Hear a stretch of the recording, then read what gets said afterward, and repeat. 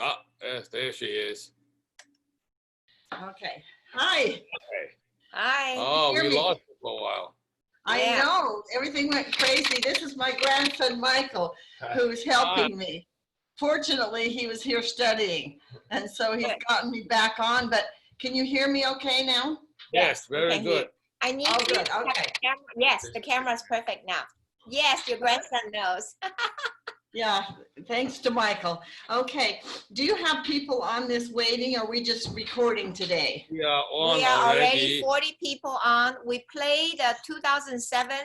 There was the EB lady, young lady In Taiwan. in Taiwan. She did a piano recital. And we Right. played her for 4 or 5 minutes. It was really, really Well, makes I'm you glad feel you had a backup. I apologize to all your people and to you. My computer is doing funny things and I don't know why. But I thought it was perfectly fine because I checked it out last night with another Zoom meeting. It was good. So apologies to you for waiting. No problem. Well, we played, took the time It's to play music. the It was play just the music. music. It says music, Good. no video. Well, I'm sorry I didn't get to hear it. Okay. I remember her well and it Yeah. was beautiful. Okay.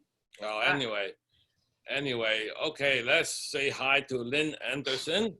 Hi, Lynn. So Hello, happy my to see darlings. you on Zoom at least, you know? Yeah. Well, I'm so glad to see you and appreciate this opportunity more than you can tell. It's wonderful.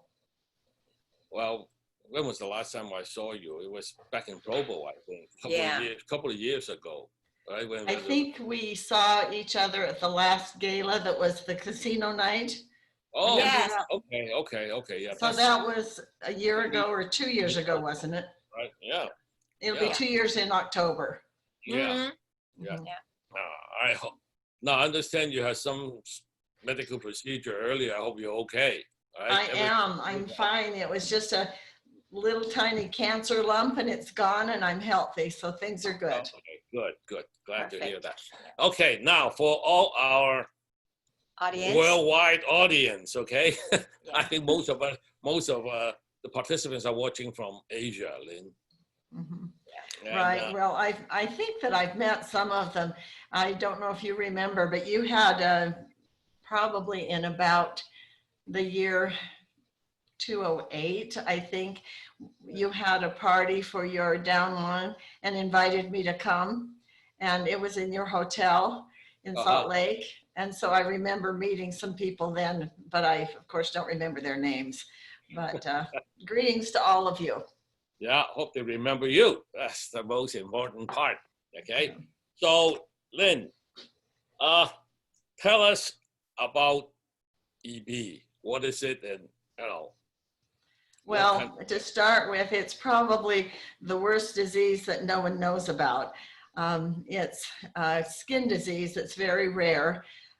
In the US, there might be 1 or 2 cases of the very severe cases that my children had, and that's recessive dystrophic epidermolysis bullosa. And we call it EB, obviously, because it's so much easier than saying the whole name. But recessive dystrophic EB is the worst form of 4 different forms of EB. And it's the one that my children had. The problem with EB children is it's, first of all, it's a genetic disease and it's extremely rare. If you have 1 million people, you might have only 2 cases of recessive dystrophic EB. And that's one of the reasons that it was such a challenge when I started the foundation, because it was an unknown disease. The foundation was run by an unknown person, and it was very challenging for me. Let me start by telling your listeners a little bit more about the disease. They can best understand it if they imagine not being able to open their eyes for days because they have blistering on the eyeballs that's caused just by rapid sleep movement. My children would sometimes go for 3 or 4 days because it was so painful for them to open their eyes with blisters on the eyes. All the mucous membranes are affected, which means that they have problems in their mouth and their esophagus. So they sometimes have trouble swallowing because they'll have blisters in their air pipe. And they have to have dilations where they go into the hospital and have their esophagus expanded so they can swallow again. They have malnutrition, growth retardation because of this. The worst part about the disease is the pain. They have open wounds that are caused by a defect in the skin. The skin has collagen 7, which binds the outer layer of skin and the inner layer of skin together. With this disease, they don't have collagen 7. And so that means that you can pull on their hand, or you can have a belt around the waist, or pants rubbing against knees. All of these things will cause open wounds, much like burns. And when they're tiny, they do fairly well because they have good health at that time. As they get older, their wounds heal less and become more chronic. And so they have more malnutrition, and their growth retardation is severe. My son and daughter neither weighed more than 84 pounds in their life and during their lives. And the daughter actually had a feeding tube where we gave her 5,000 calories a night, and we still really couldn't build up her nutrition. So it's a very challenging disease. They have defects in their hands, deformities, and these are caused by continual blistering in the hands that cause scarring, and it fuses the fingers together. So they have that disability as well. Because of the fragility of the skin, they're not able to play sports or ride bikes or do the things that normal children are able to do, which is also emotionally very hard on them. They have years tied to hospitals for different kinds of treatments. Their lives are not normal in so many ways, but I will say that the children that I have known with EB surprise me because they still find great hope and desire to live and do what they can to make their lives freer, of better quality. And the parents also deserve great kudos because the care for them is really hard. Probably the worst thing for my children was the pain. At one time when my son was about 18, I said to him, "Tell me what's the worst thing about this disease." I thought he would say, "I wish I had use of my hands." I thought he might say, "I wish I could play ball," or "I wish I could do normal things, but physically." But he said, "What I would like is one day without pain." And that was true of his life, and also my daughter's life, and all the children I know who have EB don't have days where they're free of pain in spite of lots of pain medication. The worst thing of their day was taking a bath. If you've had a finger with a cut, you know how painful it is sometimes to put it in water. If you've cut your hand cooking or something like that, or have a little burn from cooking. Well, imagine having maybe 80% of your body in open wounds. And these children would have to be submerged in tubs every day, Clorox in the water to purify the wounds. And also they would use, I'm trying to think of it. Ours was a bathtub with a circulating water, but they have to have circulating water in order to purify the wounds. And so this was excruciating for them. It would take 3 to 4 hours, depending on the severity and the number of wounds that they had. And after having the bath, then we used to blow them with a blow dryer to dry the skin. And then we would put, well, actually that felt kind of good because it was warm for them and you wouldn't have it real close to the skin. And then you'd have to put antibiotics on nonstick bandages and then wrap them from head to toe like a mummy. And the bandages actually helped prevent wounds as well as help to heal wounds. So probably the worst thing for these children is the bathing. And if you don't do that, then they become severely infected and they die. Most of these children don't live beyond 30 years. We're now where we have children living into the 40s because we have better treatments. And we've come up with some wonderful things, which we'll talk about later when you get to that question. But these children are called the butterfly children because their skin is so fragile. They have wounds caused by the smallest things, maybe scratching somewhere where they itch can cause an open wound. So it's probably the most tragic disease I know that affects children. And we all know there are many, many diseases that break your heart with children. We've got especially cancer with young children, but I don't know any disease that causes more unrelenting pain than epidermolysis bullosa. And I feel such gratitude, and I'm sorry to get teary about this in talking to you, but I feel a lot of affection for both of you and for Nu Skin in general. And so for your downline, these 40 people who are listening today, I can't begin to tell you how important you are and have been in helping these children. And we'll talk a little bit more about that when we get to the research questions. But if you have anything you want to ask me about what EB is, feel free to do that. If not, we can move on to something else that you want to talk about. Wow. Lynn, I need you to move your face just back a little bit because we only see your nose. Now we Oh, is that right? I can sit back. Is that better? Leaning forward a bit. Yeah, that's good. That's good. Okay. Right? All right. Okay. So what led you to finding or establishing the EB Foundation.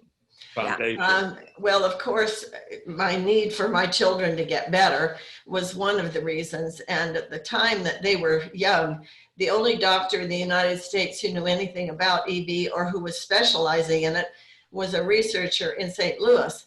And fortunately, we lived in the Bay Area, and he was invited to be the head of dermatology at Stanford University.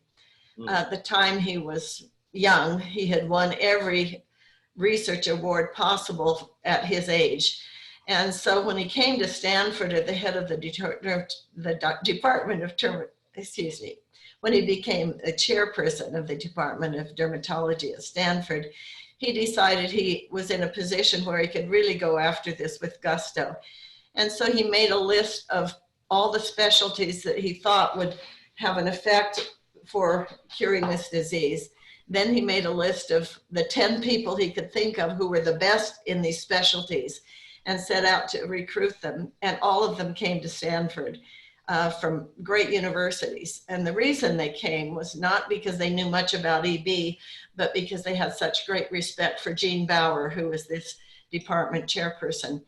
And so suddenly a department at Stanford in dermatology focused on EB. And the interesting thing about it is that it's such a rare disease. I think one of the questions you're going to ask me is what an orphan disease is. Well, we know what an orphan child is. You don't have parenting. With an orphan disease, you don't have anyone taking the lead on research. Usually that's because pharmaceuticals are in the business of making money. If you have cancer, heart issues, or if you have diabetes, leukemia, lots of different diseases that are very common, then the pharmaceuticals put their energies toward healing those. And I'm not trying to say that the pharmaceuticals are just out for money, because I think most of the people who go into pharmaceutical research do care about people and want them to do well. But if you have 2 children in 1 million out of 1 million, that's not the disease you're going to choose to put a lot of focus on. So that was the first real blessing we had at Stanford. We had a doctor who was willing to put forth every effort he had and knew how serious the disease was. The other thing you need to know is that research goes where you have research money. When we started the foundation, I, as I mentioned, was an unknown person trying to raise funds for an unknown disease, and it was really hard. And at that time, we heard about a company in Utah called Nu Skin. And it clicked in my mind, gosh, I've heard this is a really good company. And I grew up in Utah, so I had a lot of friends here who were telling me about Nu Skin. And it occurred to me that I should approach them because we needed Nu Skin for these children, and a company called Nu Skin might be a perfect fit for us. So in 1990, Dr. Bauer and his wife and my husband and I came up to meet with the leadership at Nu Skin. And looking back on it, it makes me want to laugh because it was such an interesting day for us. At that time, New Skin was building the new building. They were still in the original building. Do you even remember that building? That Yes. small building on Center Street in Provo? Well, that's where we met. And we gave this, what we thought was the best presentation that could ever have happened. I talked about the disease and how hard it was. Dr. Bauer talked about the research. His wife smiled and won them over because she was such a lovely woman. And then my husband made the big plea. And what we were asking for was a partnership with New Skin of $6 million that they would donate to the foundation and research at Stanford. And in turn, Stanford would have a relationship with New Skin. Well, I remember clearly Blake and Steve were there and Gary Garrett. And I remember Steve just looking at me and then finally breaking into laughter and saying, where did you go to school to learn to ask for $6 million without even cracking a smile? And so I told him that it wasn't that I had been trained to do this. It was that it was a, kind of the wish of my heart to cure these kids. And that's what enabled me to ask for such a huge amount of money. Well, at the time, New Skin, as you know, doesn't go in debt. They never work in the red. And so they said, gosh, we're just finishing this building. We really can't do anything right now, but we will at some point help you. And so that was probably in 1993. So in 1996, New Skin contacted us again. And I'm going into your question about Blake. And is this okay if I move in with this history? Do you want to hold that for later? Okay. Yes. Well, so suddenly we get a call from New Skin. And at that point, 1996, they had the Force for Good program going. And so they told us they were going to give us these 25 cents on these products for each one that was sold. Well, little did I know that that could come to more than $4 million within the next years. And so from the sale of these products, we have had probably about $4.5 million come into research. But the big thing at the time was Blake's donation. And Blake and Steve both were really moved by the needs of these children. And as you know, they're family men. And I think it was heartbreaking for them to know that there were children like this who were suffering and needed such help. So at the time, Blake had his own foundation, still does. And though New Skin couldn't step forward with this huge amount of money at that time, Blake did. And so he donated $10 million to Stanford. $7,250,000 went to EB research. And the rest of it went to Stanford looking at New Skin products. And so at that time, the Center for Epidermolysis Bullosa Research was established, and we actually had a plaque on the laboratory named after New Skin, and you were there. I think you both brought some of your guests from New Skin there. And that was a huge step forward for us. As I mentioned earlier, you don't have research unless you can fund it. Well, let me tell you, at Stanford, just take a guess how many people are researching EB at Stanford right now. You want to take a guess? No. Well, 65. And that's 65 people are researching at Stanford. And more than that, if you consider people who do, a lot of the children have feeding tubes. So you've got the gastrointestinal department involved. We have cancer with these children, which is the major cause of death with them. So we have cancer researchers there, but just in the dermatology laboratory, we have 65 people who are focusing on research for EB. And you have to put this in the perspective of that number of 2 people out of 1 million having this disease. Is that a miracle and a blessing to have that many people really focusing? Well, the reason that's happened is, number one, we had people who really were committed to EB. That team of doctors, which started 30 years ago, is pretty much still together. Gene Bauer has retired. Since then, we had Dr. Lane, and you've met him as well. Right. And Dr. Lane has since retired. So now we have our 3rd dean in 30 years. This dean was recently offered the chairmanship of the medical school at Stanford. and he turned it down. And when we met in September, and Steve was there, and Steve said to him, why would you have done that? You know, it's a huge prestige job to be the dean of the Department of Medicine at Stanford. And he said that he turned it down because for him, healing EB children was a calling, that it wasn't a job, it was a calling, and that he felt he was put on earth. Sorry again, and to all of you friends of Pat and Marguerite, I'm feeling such gratitude today because of my friendship with you two, but also for the support for EB. And so I guess my heart is just overflowing. But anyway, when you have people like Dr. Kavari, who is now the chairperson, staying on as the chair of the department, and we have half a dozen or more major players in this at Stanford who have had opportunities to be deans at other universities and have stayed at Stanford to keep this team together. We've lost a few, but not many. And so because of this commitment from these very good men, we've had wonderful things happen.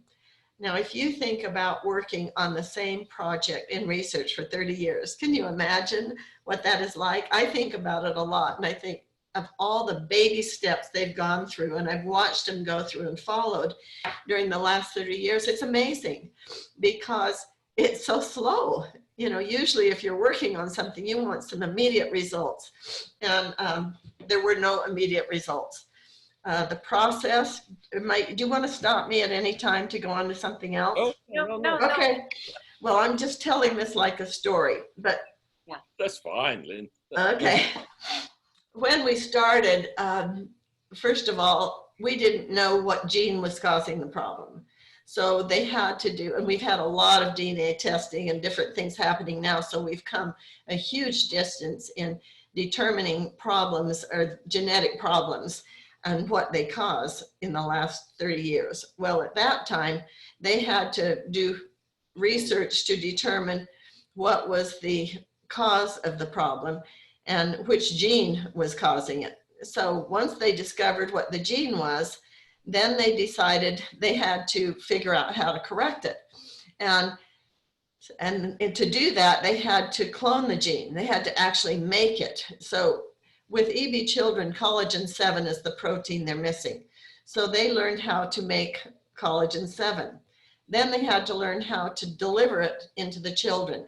And you know that it sounds like you should be able to do skin grafts and make this go away. Well, as you know, that skin grafts don't work very well. Even with burn patients, they don't work very well unless they're their own skin. So how can you graft skin that is defective to heal somebody? And so they had to learn how to improve EB children's skin because you can only graft your own skin. So that meant learning how to deliver the gene once they found it and built it. They had to learn how to deliver it to the children. And that's where we are with the research today. We've been in human trials for over 6 years now, and we have 3 delivery systems. The first of which is, well, they're all showing real progress. This isn't a healing, it's a treatment right now. We hope at some point it can be a total healing. But they have learned to, as I say, make the gene that these children need. Then they've learned to deliver it through a vector, which is a virus. So they clean out the bad things in the virus, put in the gene these children need. Then the delivery system is to grow the children's skin in a dish. And you can grow enough skin to cover a tennis court in a very quick time, maybe 6 months. It's just skin grows very quickly. So now they're grafting these children with their own skin, which has now been corrected. And they do grafts about the size of a playing card. And they do those maybe 6 at a time. And they actually stitch them onto their body. Well, this has proved very effective. Where they now are doing the grafting, the skin is not breaking down. They've had sustained healthy skin in those graft areas for up to a year. And a few children have had a little bit of breakdown, but by and large, it's been very successful. They're working on some easier ways of doing that because that's pretty complicated, especially if you have a patient that has 50% of their body in open wounds. To graft that many times is very difficult.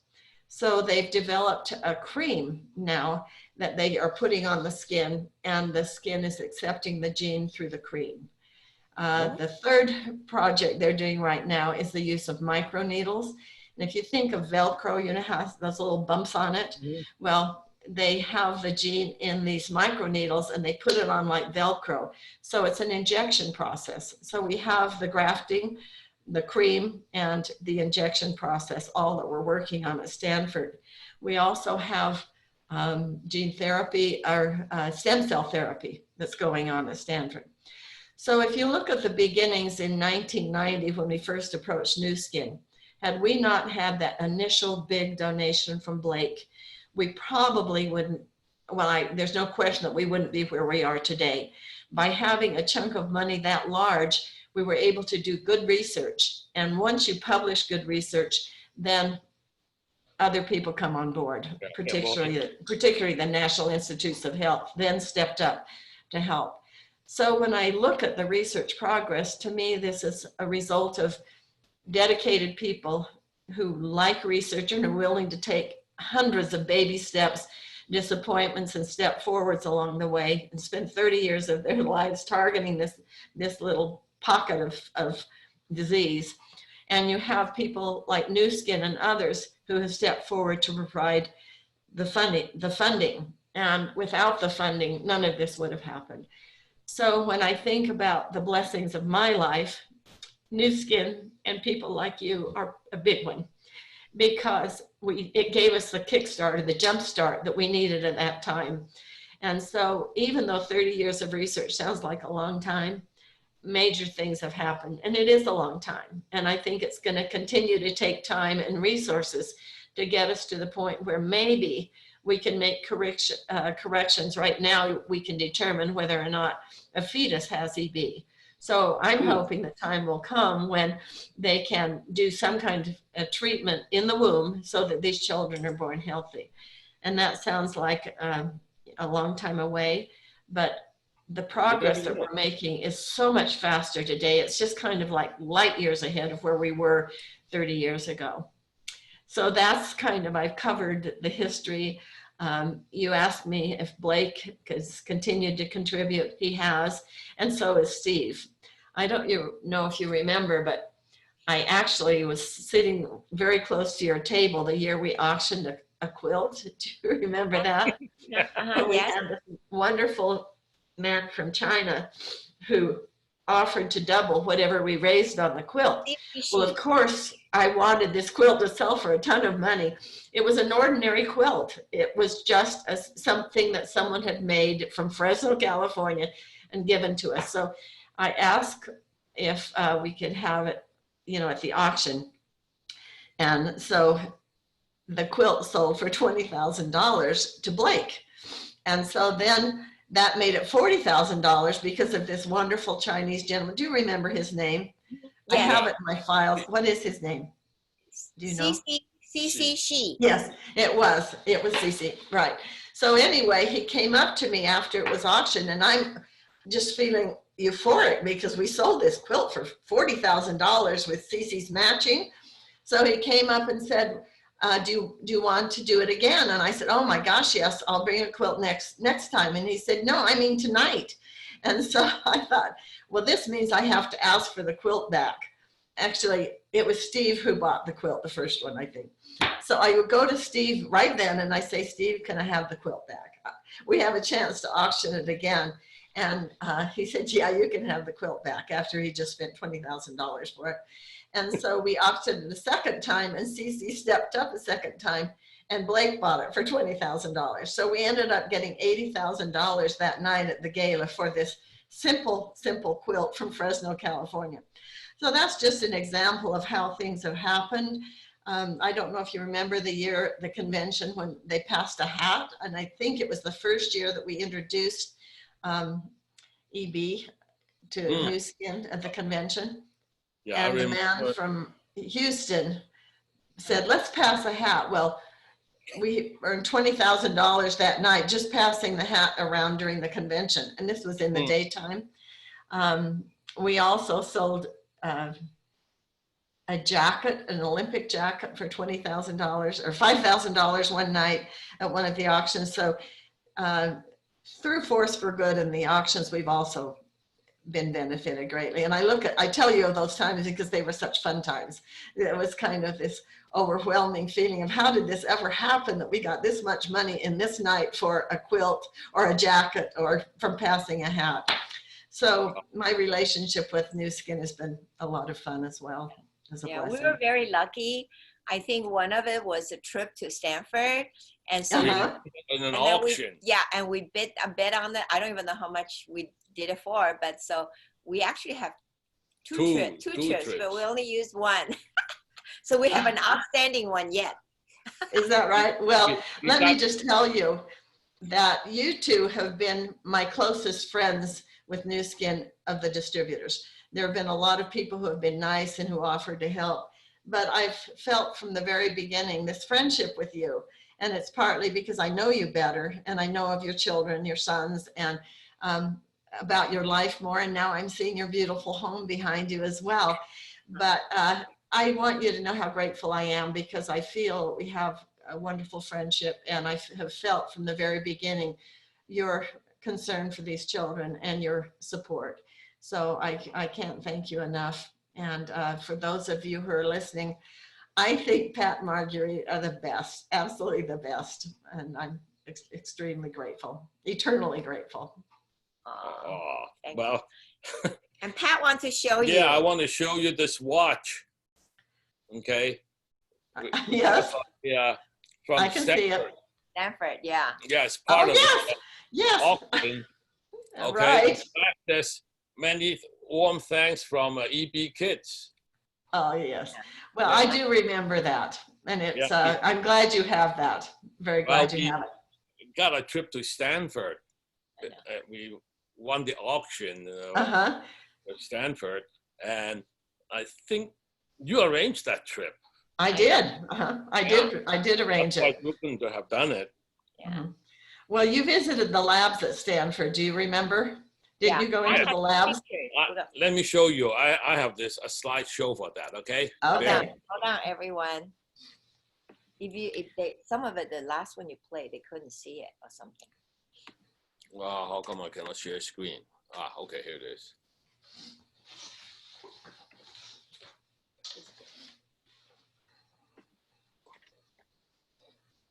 No, you're playing again. You don't need that one. Okay, the next one. Okay. Okay. Can you see that? Can Lynn? everyone No. see it? If you can, I don't see it, but I should. I'm afraid to click anything to see for fear I lose you. So I don't want to click anything, but Really? yeah, I'm just seeing you in the corner. Oh, here it's popping up now. My computer's kind of slow. This is fine. Yeah, this is 2007, right? Yeah. Yes. Oops. So just click one page by page. Just go down page. Click the page. I'm It's a seeing on the plaque. side your slides and the plaque, which Yeah, Stanford. Yeah, we were there. So we took this picture. There Yeah. was you. Who's Yeah. that? yeah, I kind of look fat, Pat. Did you take this? Yeah. Marguerite, you always look so glamorous, especially at the, And this oh, Dr. you do. Lane. You both look so glamorous when you come to the That's New Skin Dr. conventions, Lane. and I'm looking kind of chubby there, but that's okay. Yeah. That's Dr. Lane. Uh-huh, yes. Alfred Lane. These are choice pictures. I'd love you to give these to me. I want to share it with Dr. Lane. Okay, you know- I'll send you the file. And this is Okay. the group that went with us. Yeah. That And day. you've also got Dr. Peter Marinkovich on the bottom picture Okay. that I'm looking at. And he's the one who has developed the cream. It's called Really? Bristol. Oh. Uh-huh. And Ooh. he's the one who's been working with a pharmaceutical company on that one. And Is then this I the guy? see the others. These are just little slides on the side of my screen. But Oh. Yeah. Okay, let me see if I can. That's You it see better? that?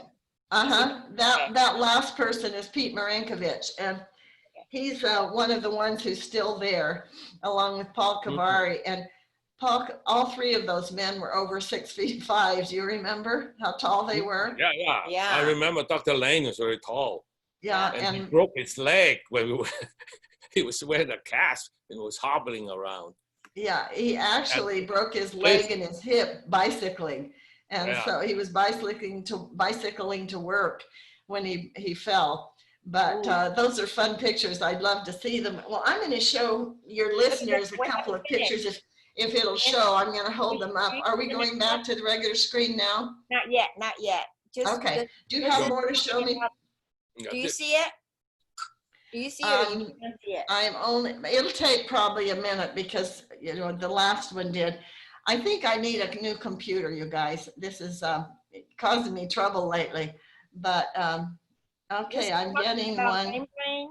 This is talking about the cutaneous basement membrane zone. Yeah, the lack of collagen 7. You know, Okay, I'm getting some notes that say they can't see anything from some of your downline. Yeah, they can. Brenda just understand. said that she can't see anything on the screen, and I'm not seeing it either. But Huh. Interesting. Let me try this. okay. Uh, Okay, Catherine says to all Yeah. panelists that she doesn't see anything.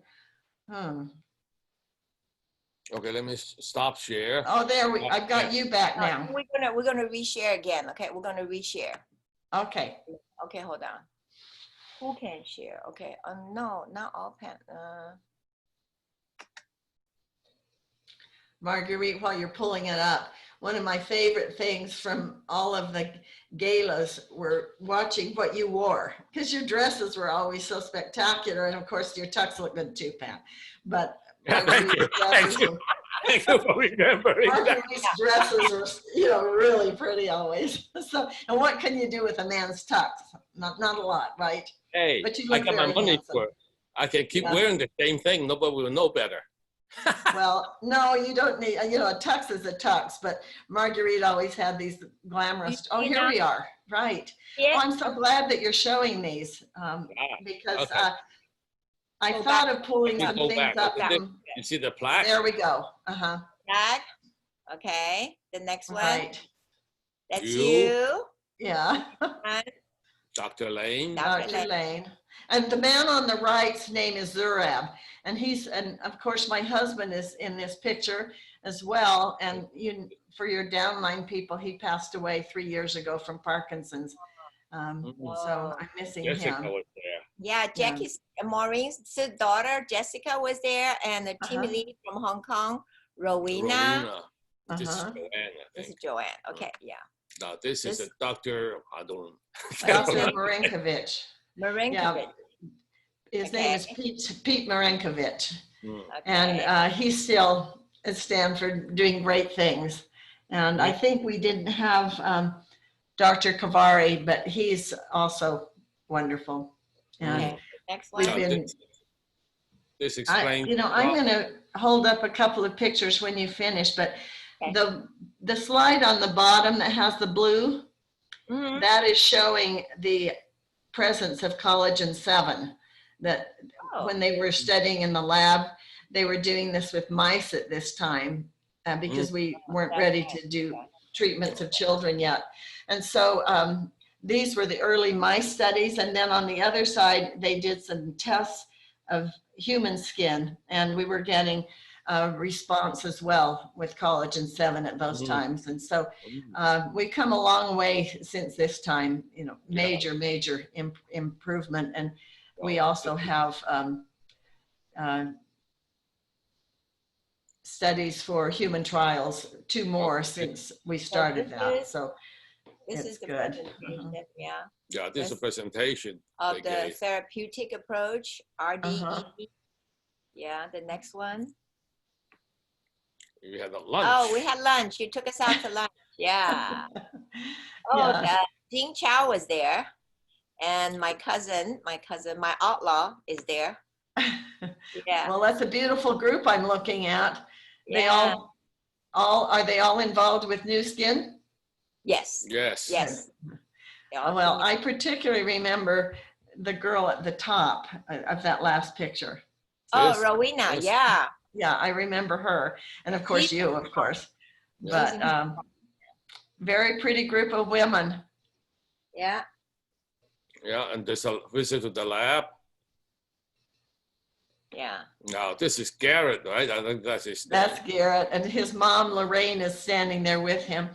Garrett is now 24 years Wow. old, and can you believe how limber he was at that time, showing how he can put his leg behind his head? But No. Garrett is still living. He's Picture. We should have a picture of him put in here now. That's how he looks now.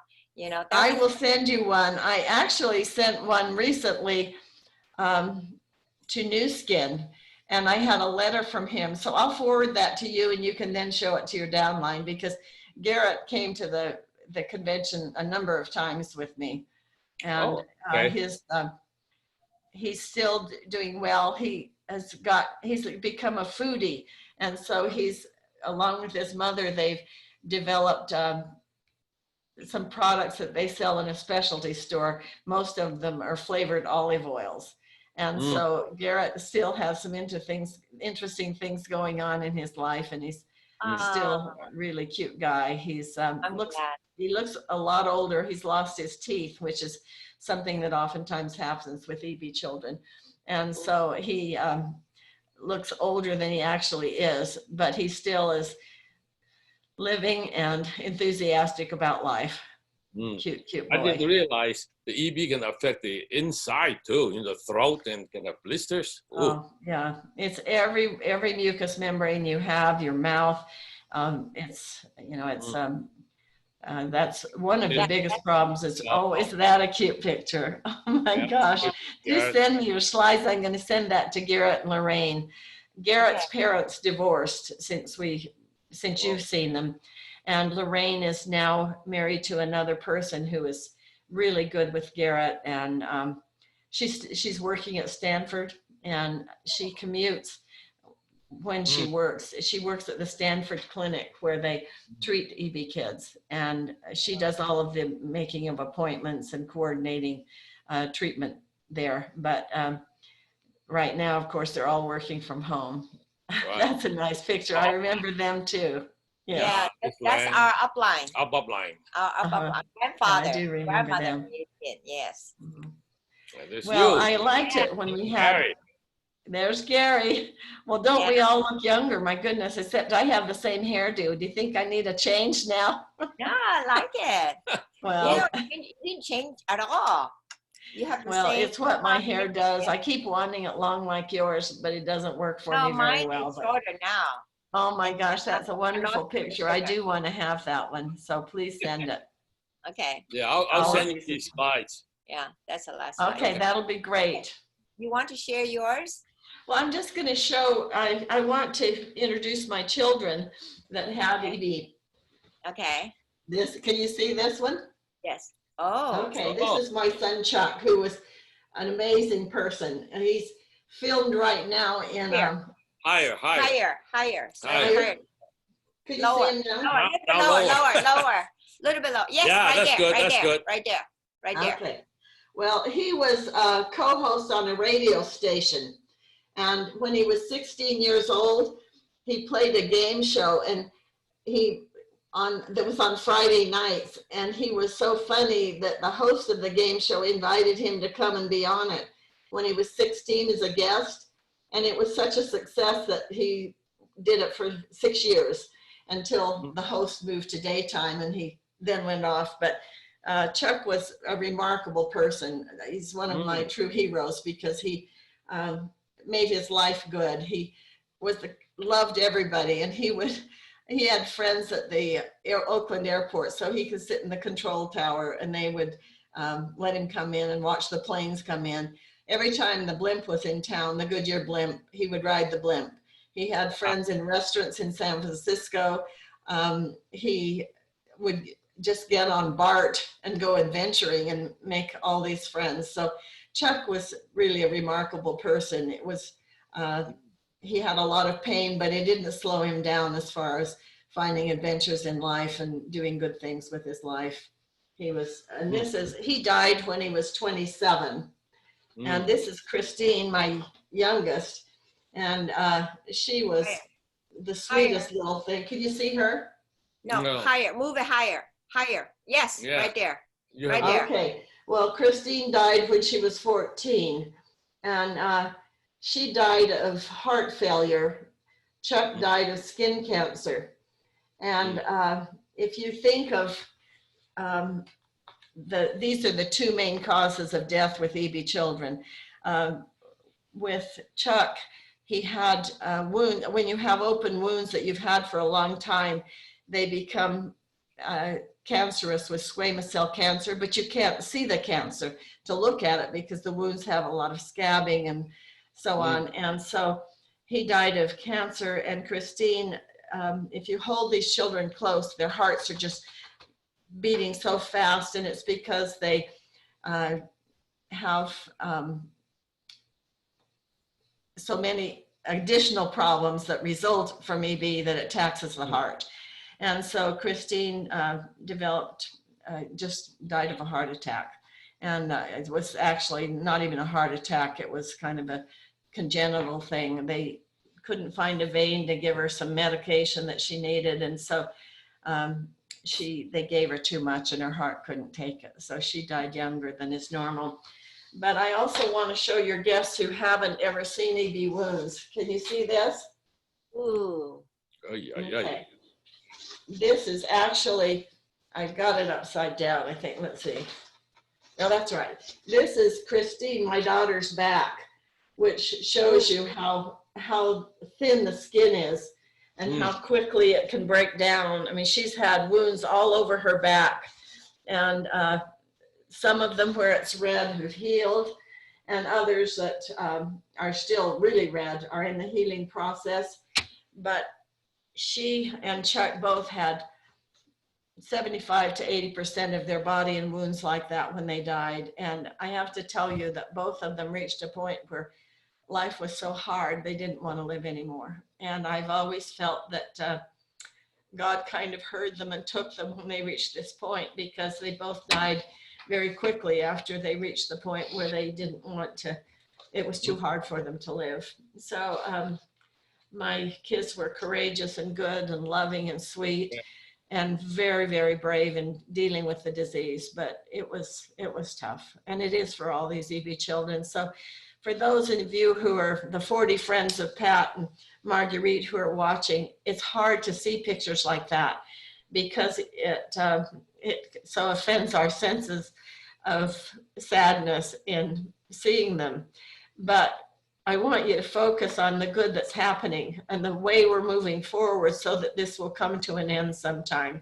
And I believe that it will, especially with support from good people like you and New Skin. New Skin has been our best supporter. We've had some large support groups, and we've had support from some of the movie world people where we'll get maybe $500,000 from somebody.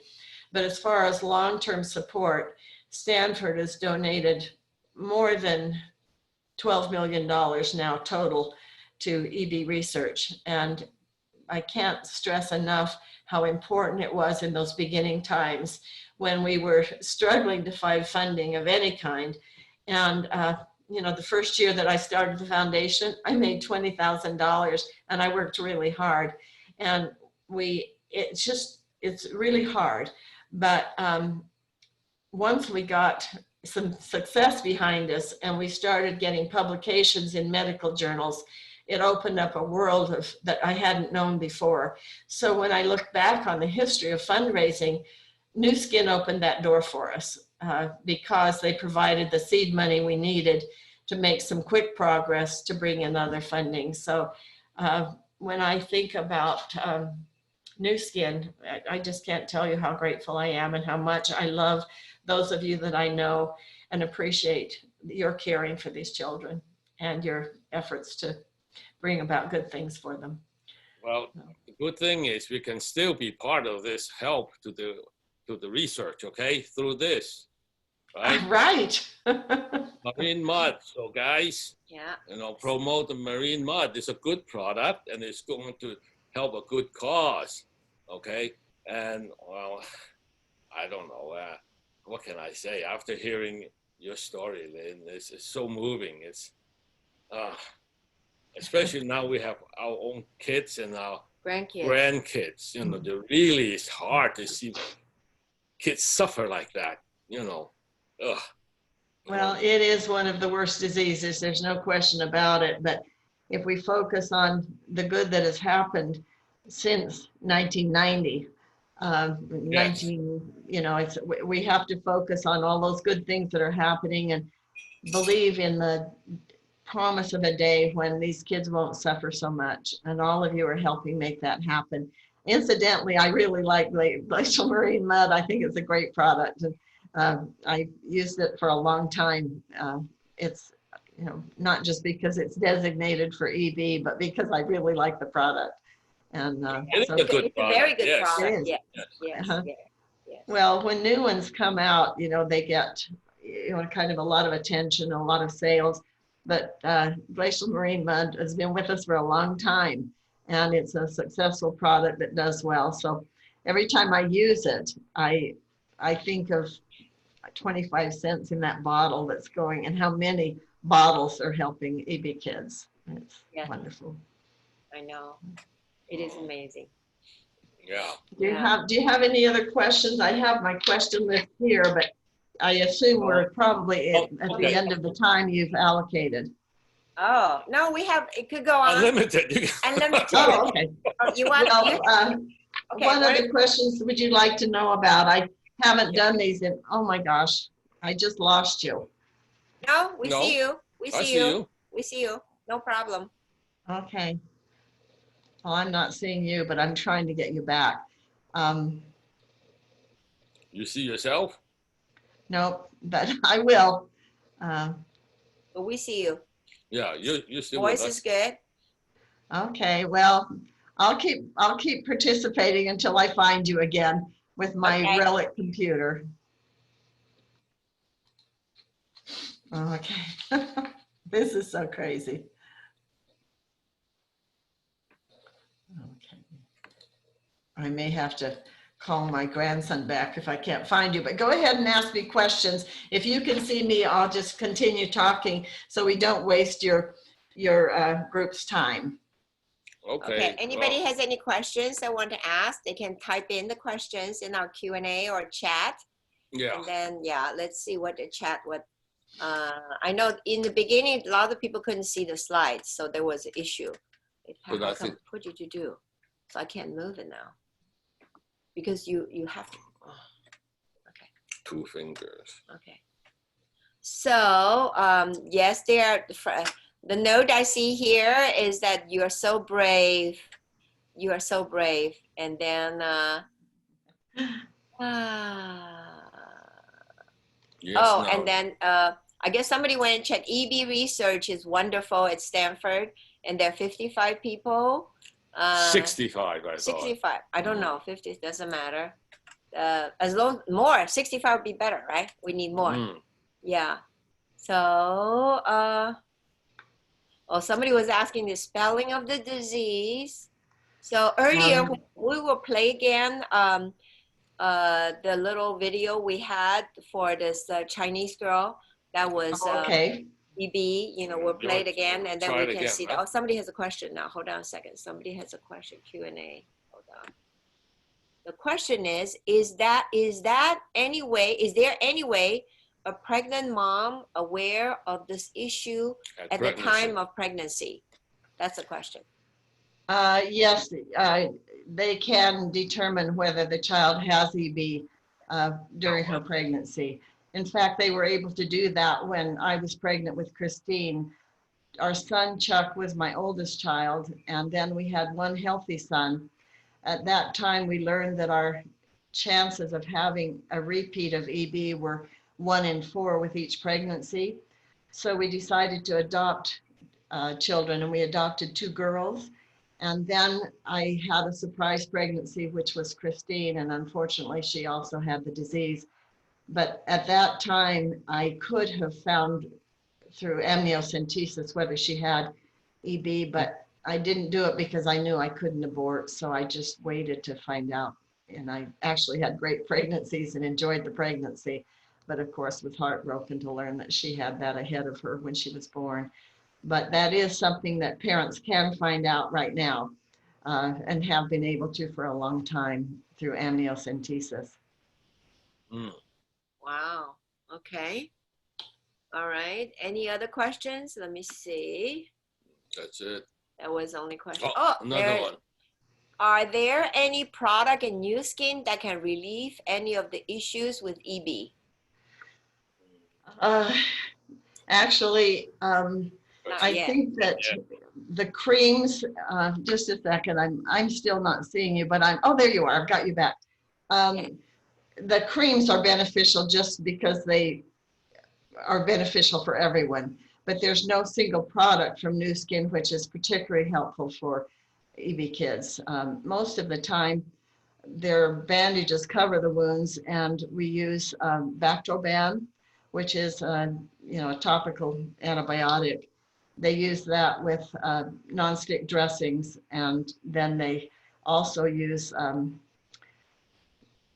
uh, things like Vaseline, that kind of a product, or they will use things like that. And the skin gets very soft when you use too many things and makes it tear more easily. But these children are really covered from their neck, their hands, their feet, everything. And that is good because it protects the skin.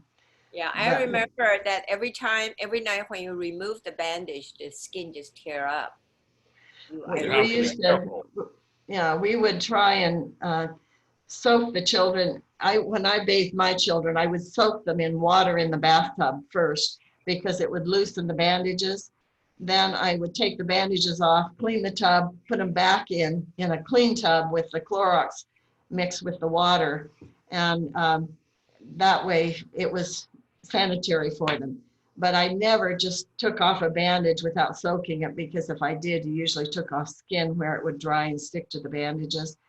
But the non-stick bandages are helpful, and there are some really good bandages today that are produced for burn patients, and they're really helpful. But a single bath for an EB child can cost $200 in bandaging. And when our children were little, insurance wouldn't cover the bandaging. Fortunately, my husband was an attorney in San Francisco and had a very good insurance policy.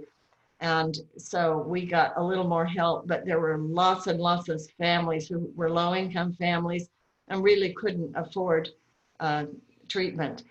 One of the highlights, in fact, in my history with Nu Skin was going to Korea and to Hong Kong, and we had meetings in Korea with EB families, and Nu Skin did a fabulous job in gathering people all over the country to come to this meeting. And I went over to help with bandaging ideas and to talk with them about what products were available.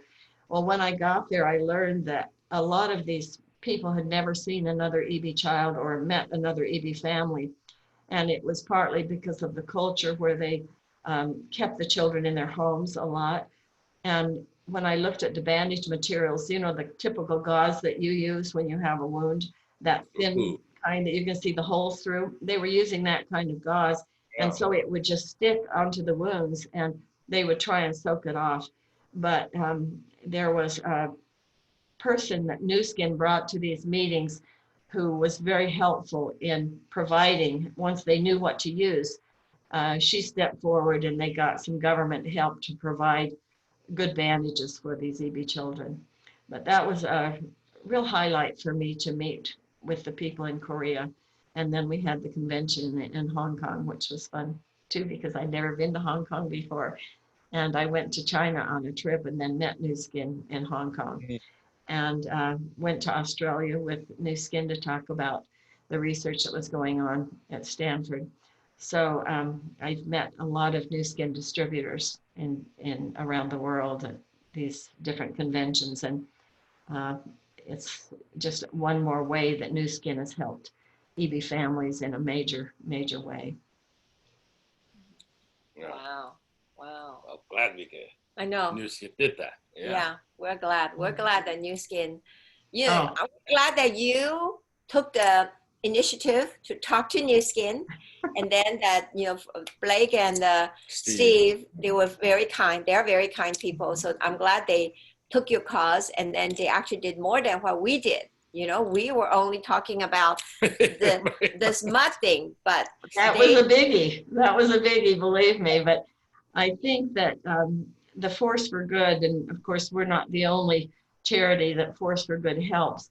I think this year they're going to try and focus on EB more, because we have a whole another generation of distributors who really don't know much about EB. And that's one of the reasons I'm grateful for you today, because this is an introduction to people that wouldn't have known about it. And so New Skin is going to start giving some more attention this year to EB. I've been providing information for them and developing some materials, and you will probably, in fact, what I might do is just send you the things that I'm sending to them. And I'll have to ask their permission, because they may not want you to get them before they give them to you. But I do have some things I can send to you. And so, go ahead. There's another question someone asked. Have you ever heard of the enhancer? Can the enhancer help? And polishing bar? I think polishing bar would not do it. It will polishing bar, you put on the gentle skin like that, it'll hurt it like anything. Too rough on the skin. Right. And it's will sting because the open wood enhancer will burn so bad. I don't know. There's a third. I think that's true, that it would not be good for EB children because their skin is too fragile.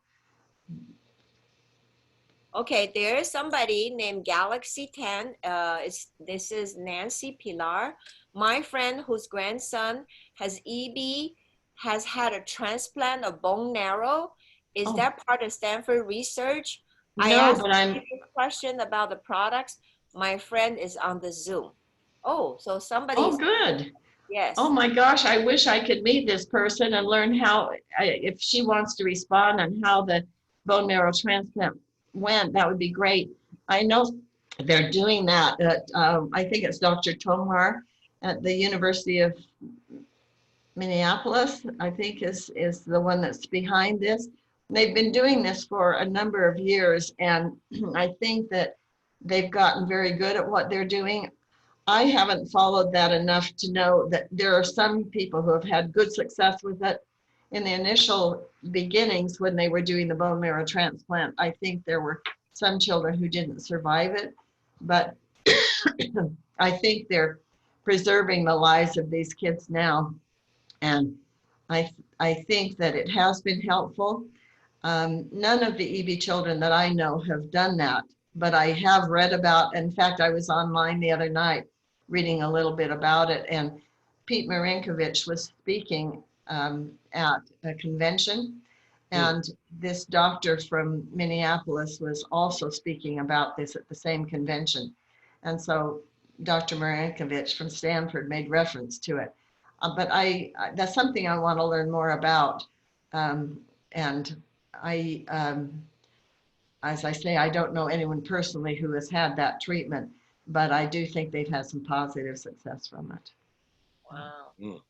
And it is not being done at Stanford. But one thing that you might be interested in knowing is that in the 90s, Stanford was the only university who had really good treatment for EB children. And so if you had the wherewithal to get there, you would go to Stanford. And since then, Stanford has helped open at least a dozen treatment centers at universities around the US so that people can go to a university that's closer to them and get the same kind of treatment procedures that Stanford developed. And there are lots and lots of doctors interested in this now. And it's been interesting for me to see this because originally, truly Dr. Bauer, the first dean at Stanford who was interested in EB, was the only person that I knew who was doing major things. And because they've shared their research, now there are research centers that are serious ones in Brazil, Italy, the UK has a very strong research program, France, let me think of Australia. So we have good research centers, but now we have at least a dozen really good treatment centers so children don't have to travel so far to get continued good treatment. And that has kind of spun from Stanford's experience and in their experimental use of treatments. That's good. That's good. Mhm. That's Yeah. finally. That is good. Okay, Yeah. there's new questions now. Hold on. Can this woman tell me how did this boy? She's in one of your downlines, or a relative of someone in your downline. I don't know. I would Nancy Okay. Pilar. If Nancy Pilar could send us an email, then we will hook Okay. her up with you. How about that? I'd like to hear about that. I can get online and learn some, but I would like to hear something from a person who knows one of the patients who's been through that. So if Nancy wouldn't mind getting in touch with you, and then you can let me know, that would be great. Okay. Oh, Nancy Underwood. I am the grandmother She's the of my grandmother. grandson, Reed, who has a bone marrow transplant 6 years Wow. ago. 6 years ago. Well, that's a good sign that it's that many years ago, because that means that he survived and did well. So, and this is Nancy Underwood. Yes. Yes. Can you? Okay, Can I'm just writing her name down. It's under the Q&A. Under the Q&A. Okay. Look at under All right. Q&A. And All then right, someone and, asked about body butter. I don't know. Body butter will go on. I don't know. That's the kind of product that probably they could use. Some of the kids have dryness, but if you get too much moisture, then it makes the skin more sensitive. But I think body butter, I've used it and I know what it is, and I think it could be used on their arms, maybe their hands if they're especially dry. And some parents don't, the children aren't severe enough that they have to wrap all of their body, and so probably body butter might be helpful, and unless they use so much of it that it makes the skin more moist, and the more moist it is, the more it tears.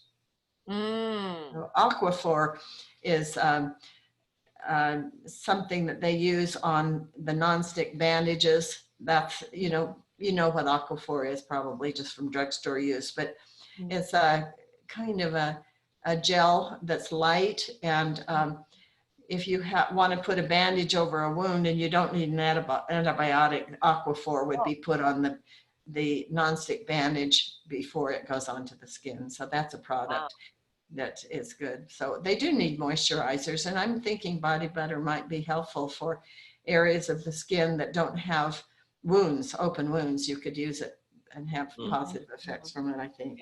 Okay. So I'm still writing down about Nancy. The grandchild was Reed, right? Yes, I know. So I will connect you because it's through our downline in Florida. Good. Okay, I would really like to talk with the child's Reed's mother and just find out how difficult the process was and how successful it's been, because that's been a strong program for probably 15 years now. And it's the only place that I know of that is doing the bone marrow transplant. Okay. I think it has to be the bone marrow of a close relative, like a sibling, I think. But you can tell how much I know about it, which is not a lot, because it's not being done at Stanford, and that's where we do most of our research. But we actually have given some money to Minneapolis through the foundation, not nearly the amount that we give to Stanford, but we have given some money to UCLA and to Minneapolis with Dr. Tomar, and and then there's been a little going into New York too. And we now have, besides EBMRF, there are several other foundations raising money, one out of New York that has been a successful organization as well. Okay. Wow. I think there's another one. There's another question came in. Hold on. We're looking. Okay. Oh, it was a bone marrow from his sister. Okay. I think, I knew it had to be a sibling or someone, a close relative, someone in the family. I didn't know if it could be a parent. Probably not a parent, because they would be carrying the gene. So that's good to know. Yeah. Well, I'm anxious to hear about that. I hope that Reed is doing very well. That's okay. Wow. I know. This is good. This is good. Okay. Wow. Any more questions from, this is very, very interesting. I did not know there's others. So maybe you never know in DC area, maybe in Florida, start having too, right? This information. That's good. Yeah. Yeah. Well, I hope Well, do you know, the interesting thing is that EB affects all races and ethnic groups. And if you do the statistics in each country, they're almost identical to the statistics in the US, which is very interesting to me. And this disease was discovered in about 1850 or 60. And so you can see that when all these years, probably with children dying and not being, in fact, when my son was born, they had no idea what it was. And it was not a huge town. We were in a university town, but it took them overnight to discover what was wrong. And it looked, when he was born, he had 3 red spots, and they thought they were infected birthmarks. He had one on his foot, one on his knee, and one on his arm. So they washed and dressed him as a normal baby. And by the next morning, he was covered in blisters just from the washing, and blood blisters and water blisters. And our son was really at risk and was in an ICU for, oh my gosh, 6 weeks before we were able to bring him home. And he just didn't thrive.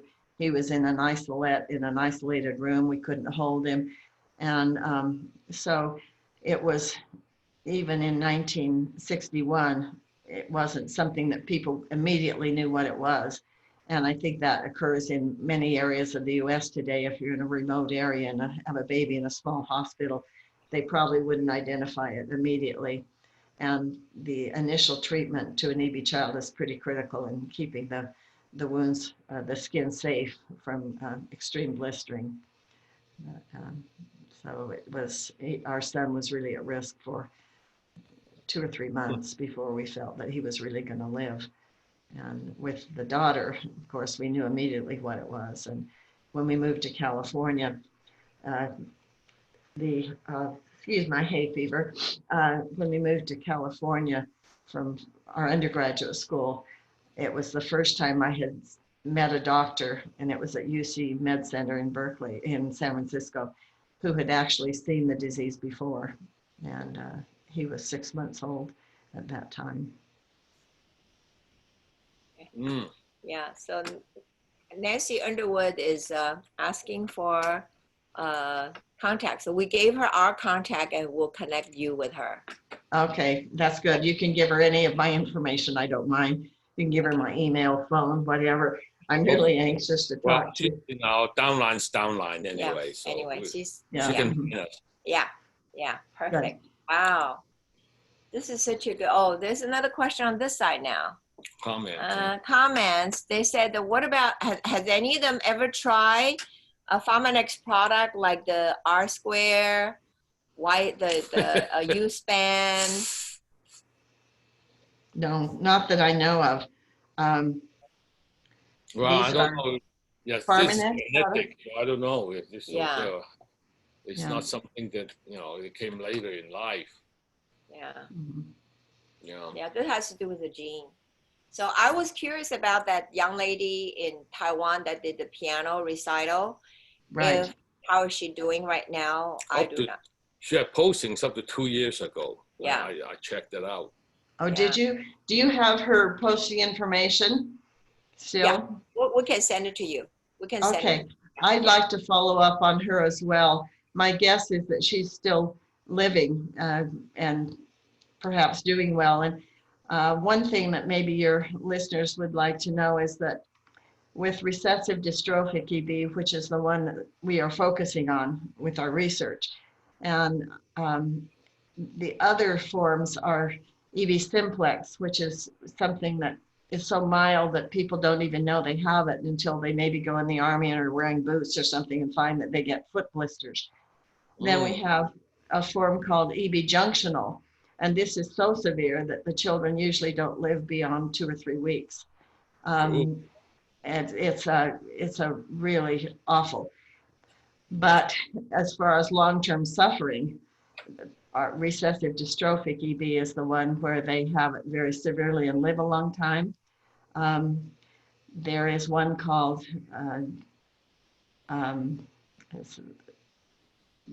oh my gosh, um, dominant dystrophic, EB.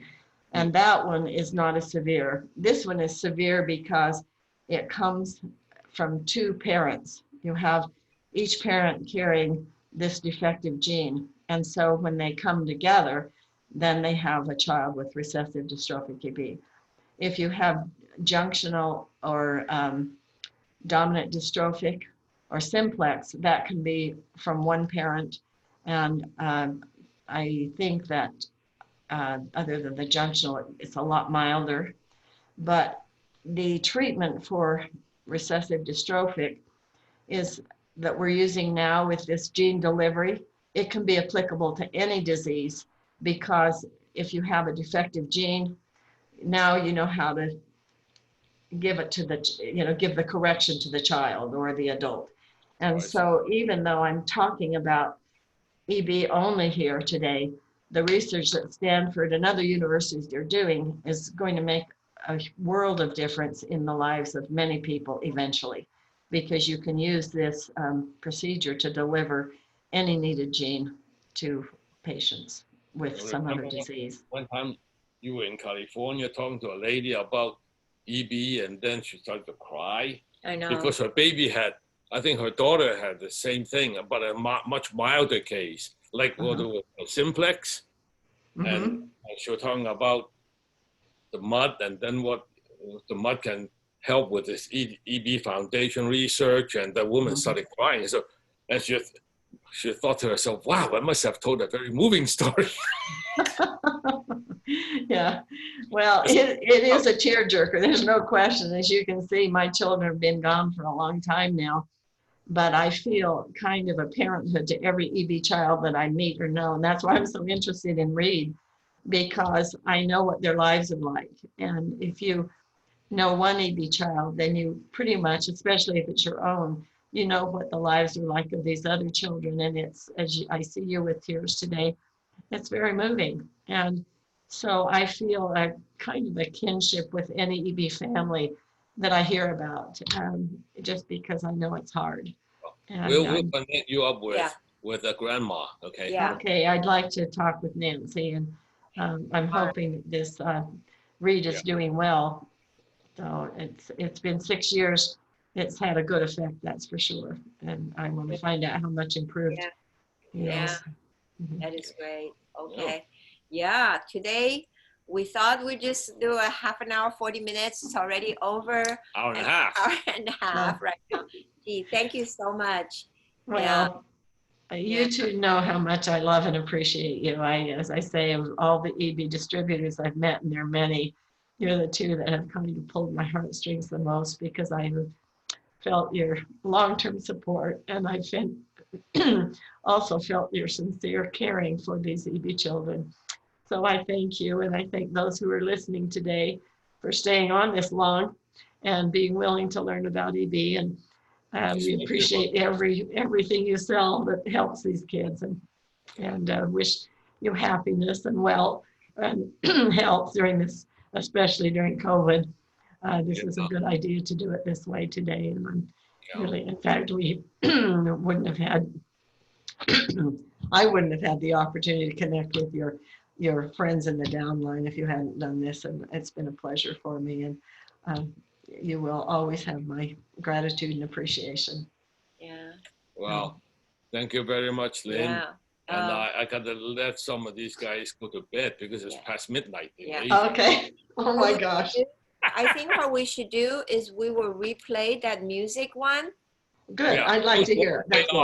For those of the one who want to stay on, watch it. Okay, Pat's let me going to make sure that. it will play, okay? Okay, we'll make sure it play. If it doesn't play, let us know, okay? Okay, and we'll both work at tracking down her and find out how she's doing, okay? Okay, yeah. Well, love to both of you, and best wishes to all of you who are listening today. Okay, thank you. Then we'll be on, okay? Okay. This was Taiwan 2007 convention. Can you see now? Can you see? Can everybody I see? can. Yes, Okay. good. 但是我很高兴，我今天可以主持这一个 Well, 钢 this 琴演奏 MC is 会。 experienced MC, but you can see he's nervous. Yeah, and 2016 then you can see that he's ready to cry too 钢琴 later on. 为大家隆重介绍。 Were you there, Lynn? I am. In fact, you know what? I wish that at convention they would bring her back again. It would be fun to have a follow-up with her at one of the galas. Too, I think. I remember she was 18. 还要献给 Uh-huh. Yeah, because they said 18 you have to sign a 善的 release 力量的 to the Mhm. hospital, to To the do Stanford. the test, yeah. 各位。 Oh. Well, if she's still playing the piano, I would love it if New Skin would bring her to the gala again. Yeah. Okay, here she is. Okay, everybody here. Let me see.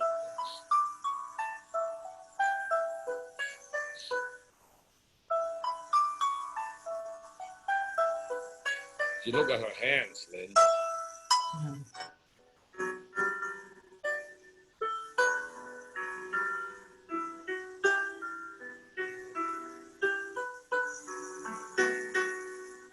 So look at her fingers. It's a miracle that she can do this. Well, her mom made her practice the piano every day. That's what happened.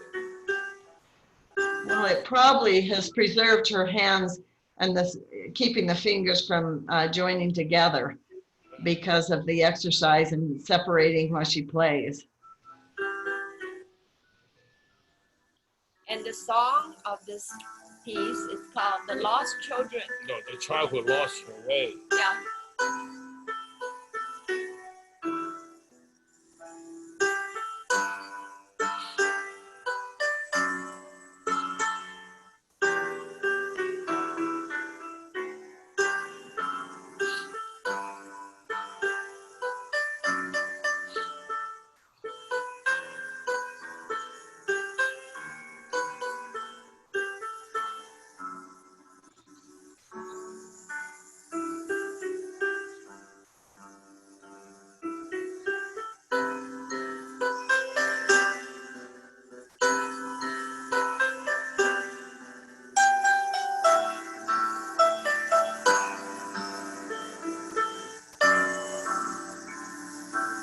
She look at the scabs on her face. Yeah.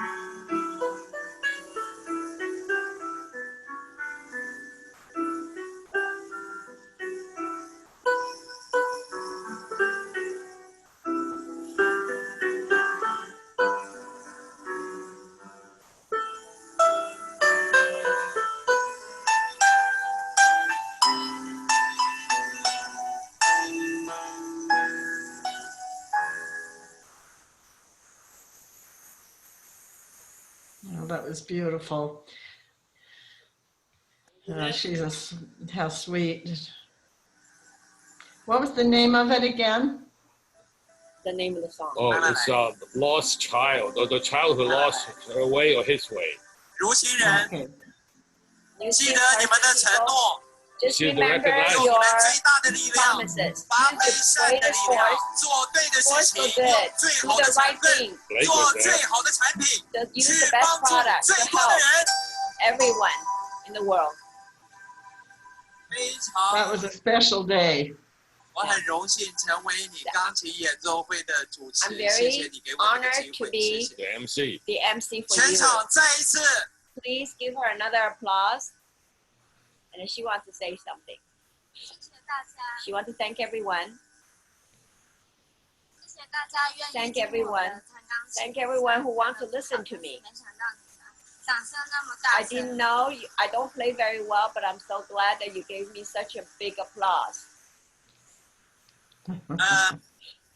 一向对不起，这个话我自己也翻译不了了，我 Because 要 I 特别 can't 说一句话 translate。it either. 通常做主持人一定会考虑这话该不该说或该不该这 So 样说。 when 可 I 我觉得 am an 这一次我应 MC, 该要 I 坚 have 持。 to consider 我 if 刚 I 看到 should 画 say 面 it or 里 not. 那个钢琴前音，配音的时候， He says 我跟自己讲的一句话 the 是， music 我觉得我的手 and 好 her 累， hand. I feel like my hands are so stupid, my fingers are so useless. 你很对得起自己，而且你做的很好， You 一定要加油。 what's the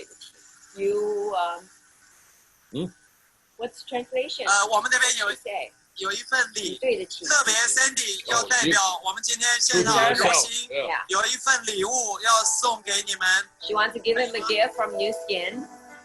各位， Thank you. That's her mother. Yeah, 我们 that's 一块 her 合 mom. 影做个纪念，好不好？ So she wants to take a picture together.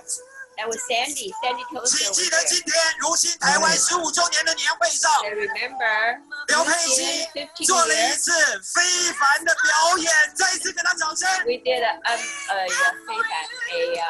Extraordinary. 谢谢， extraordinary 刘妈妈也 performance. 加油，刘妈妈加油。 Cheer the mom.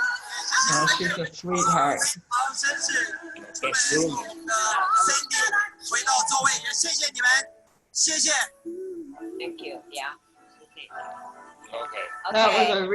That was a very special time at convention, I Yeah. thought. So, Yeah. Yeah. yeah. Well, I don't like the way they're doing conventions now. I liked it when everyone was together in one place. And now they're doing these separate ones, and I don't like it as well. But Well, the next one, they're going to do it virtually too. The I know. America convention. We can't travel, even if know. we want to. I yeah. know. Maybe another Well, year. Well, Another today year. has worked out very well virtually, so I thank you again for organizing it. And Oh, no problem, Lynn. Thank you for agreeing to join us. Yeah. I hope, Well- we get more attention to EB, and hopefully our downlines and sidelines, cross lines will help the Help. foundation out by using the product. Okay? Yeah. Or make, Yeah. you can also always make a donation to the foundation too. Okay? that's true. Or Force for Good in the, in Yeah. the name of the foundation, just direct it to Yeah. Force for Good and it will get to us too. So, Yeah. well, I'm Okay. grateful for Yeah. today. I thank you for being my friends and for being my helpers, and blessings to all of you who are participating today. Okay. Yeah. Well. Okay, hold all on. right. We're going to stop recording first. Yeah. And then after we, yeah.